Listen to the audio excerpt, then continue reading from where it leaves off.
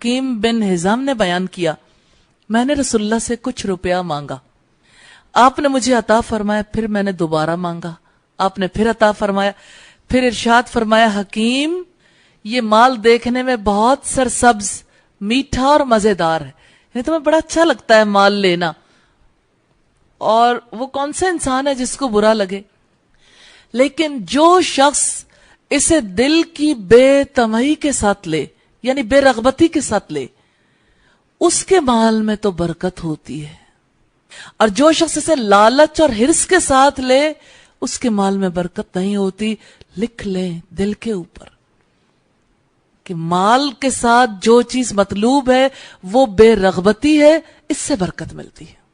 کیونکہ جس کے دل میں مال کی رغبت بیدار ہو گئی اسے برکت نہیں ملے گی۔ یعنی مال ممکن ہے بہت کثیر بھی ہو لیکن اس مال سے بنتا کچھ نہ ہو، تو جو اسے بے رغبتی کے ساتھ لے گا اسے برکت ملے گی، اور جو شخص اسے لالچ اور حرص کے ساتھ لے تو اس کے مال میں برکت نہیں ہوتی، بلکہ اس کی مثال اس شخص جیسی ہے جو کھائے جاتا ہے لیکن اس کا پیٹ نہیں بھرتا۔ اور آپ نے فرمایا الید العلیٰ خیر من الید السفلی، اوپر والا ہاتھ نیچے والے ہاتھ سے بہتر ہوتا ہے۔ حکیم بن حزام نے بیان کیا، میں نے عرض کیا اللہ کے رسول آپ کے بعد اب میں کسی سے کچھ نہیں مانگوں گا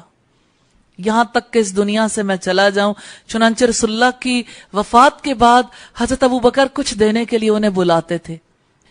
لیکن وہ اس میں سے ایک پیسہ لینے سے بھی انکار کر دیتے۔ پھر حضرت عمر اپنے زمانے خلافت میں انہیں دینے کے لیے بلاتے تھے اور ان سے بھی لینے سے انہوں نے انکار کر دیا تھا۔ حضرت عمر نے اس پر کہا مسلمانوں میں انہیں ان کا حق دیتا ہوں جو اللہ تعالیٰ نے فے کے مال سے ان کا حصہ مقرر کیا ہے، لیکن یہ اسے بھی قبول نہیں کرتے، یعنی یہ تو مال غنیمت ہے، اور یہ ایسے لوگ ہیں کہ مال غنیمت بھی نہیں لینا چاہتے۔ حکیم بن حزام کی وفات ہو گئی لیکن رسول اللہ کے بعد انہوں نے کوئی چیز نہیں لی۔ 3143 نمبر روایت ہے بخاری کی، اور حکیم وہ شخص ہیں جو رسول اللہ کے سب سے بڑے مخالفوں میں سے تھے۔ فتح مکہ کے موقع پر بھی ان کی بیوی نے امان لے کر دی تھی، یعنی اسلام قبول نہیں کیا ہوا تھا، لیکن جب تبدیلی آئی تو کیسی تبدیلی آئی، اور رسول اللہ کی بات کے ساتھ تعلق دیکھیے، یہ کیا ہے؟ سننا اور اطاعت کرنا۔